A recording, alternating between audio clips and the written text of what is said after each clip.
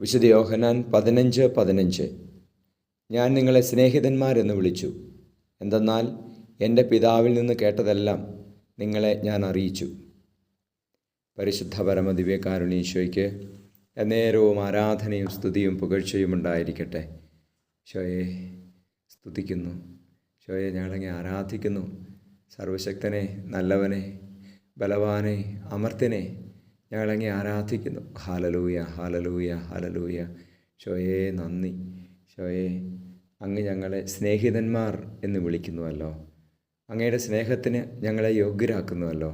കർത്താവേ, അങ്ങ് എത്രയോ കരുണയുള്ളവനാണ്.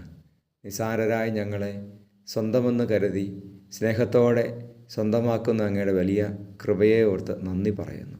ഹല്ലേലൂയ.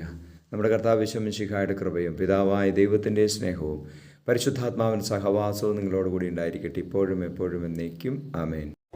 ആയിരങ്ങളെക്കാൾ സുന്ദരനെ, കണ്ടതിലേറ്റം നല്ലവനെ, ആയിരങ്ങളെക്കാൾ സുന്ദരനെ, കേട്ടതിലോ നല്ല സംഗീതമേ. നിന്നെ കാണുവാൻ ഞാൻ വന്നിതാ, വാഴ്ത്തുവാൻ ഞാൻ നിന്നിതാ. നിന്നെ കാണുവാൻ ഞാൻ വന്നിതാ, വാഴ്ത്തുവാൻ ഞാൻ നിന്നിതാ.